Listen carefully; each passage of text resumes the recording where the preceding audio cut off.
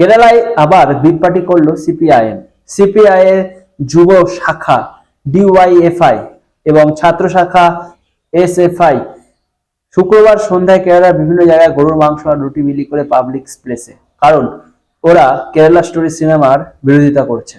সিনেমার বিরোধিতা চলতেই পারে, তাতে অসুবিধার কিচ্ছু নেই।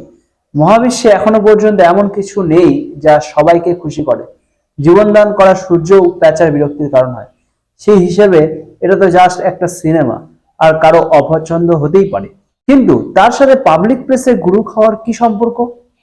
সম্পর্ক একটাই, আর সেটা হলো হিন্দুদের আঘাত করা। তাদের দেখানো যে দেখ, আমরা তোদের সামনে তোদের দেখিয়ে দেখিয়ে গরু খাচ্ছি, তোদের আরাধ্যকে খাচ্ছি, কিন্তু তোরা আটকাতে পারছিস না, কারণ রাজ্যের শাসন ক্ষমতায় আমরা আছি।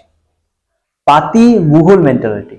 যেসব অদ্ভুত পাবলিকেরা এখনো সিপিএম সমর্থন করে শুধুমাত্র শিক্ষিত বলে নিজেদের পিঠ চাপড়ানোটুকু পাওয়ার আশায়, তারা বোঝে না যে পার্টিতে তাদের অর্থাৎ নিজের হিন্দু সমর্থকদের ঠিক কোন চোখে দেখে।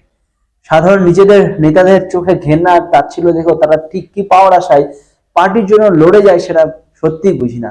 এই যে কেরালাতেই যেমন, বা আমাদের গোবিকাশ যেমন করেছিল, হিন্দু সেন্টিমেন্টকে ঠিক এই তাচ্ছিল্য ভরেই দেখে ওরা। একটা সিনেমার বিরোধিতা করতে হবে, সেটা গরুর মাংস পার্টি করে। এটা যদি একটা নির্দিষ্ট ধর্মীয় সম্প্রদায়ের বিরুদ্ধে যুদ্ধ ঘোষণা না হয়, তাহলে আর যুদ্ধ ঘোষণা কাকে বলে?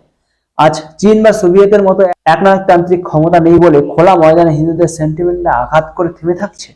ভগবান না করুন, কাল যদি এরা চীন, সোভিয়েত বা কোরিয়ার মতো একনায়কতান্ত্রিক ক্ষমতা পেয়ে যায়, তাহলে তো ভারতে হিন্দুদের গণহত্যা চালাবে, কারণ হিন্দুদের মূল্য এদের চোখে একটা কানাকড়িও নয়।